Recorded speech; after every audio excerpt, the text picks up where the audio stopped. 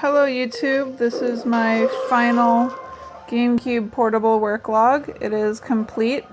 The only issue it has is an occasional speaker issue where the speaker will sort of flicker, but pushing on this helps that, so it's probably just a loose wire. It's sealed up for now, but if it continues then I'll fix it. So up here we have the, hang on, I'm gonna get the game started. And then I'll talk to you while it's going. So this is the start button down here. I kind of wish I'd put it over on the right because I'm right-handed, but I mean it's fine where it is. It's just that there was more space over here since the audio amp is down here on this side. Okay, so while that's doing the intro to the game, I'll tell you a bit about it. It uses the original disk drive, and it would be about this big, you know, without that, but because of the height of the laser, it had to be this fat. Let's see, it's got two fans, and the fans blow outward through here, which I believe I said in my last video, but you can't really feel it unless you're trying to. If you cover it, then you can feel it, but if you're playing, then you won't notice it. All the buttons work. The L and R buttons have the original, the click and the pull. And in order to charge it, you unplug this end of the cable and plug the charger in. And so far I've only had to charge my batteries once. With all the testing that I did, I've only had to do it once. And what happened was I got the GameCube entirely assembled, and then it turned off and wouldn't turn back on, so I freaked out and pulled the entire GameCube apart again, and it turned out that the battery was just dead, and I don't have any battery indicator lights on here, which could be a real problem if you're in the middle of a game and your GameCube dies. So, but yeah, so here's the volume. So it gets pretty loud, and I'm going to be playing with one hand. The disk drive isn't that big of an inconvenience. It actually sits, you know, fairly comfortably.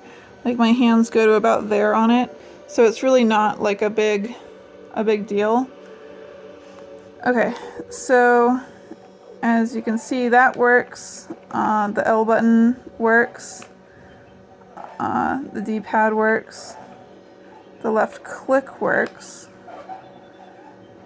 Let's see. The B button, the A button, Y button, and X.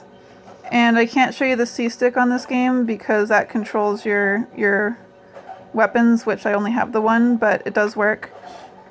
Start button, obviously. So that's pretty much the whole thing. There's a memory card built in, 250 blocks, I think. I don't know if you can tell, but my screen's got kind of a weird, like a distortion, like lines going back and forth across it. And that's not my screen, and it's not my GameCube. It just seems to be like when the screen is in close proximity to the GameCube, then it gets that kind of static.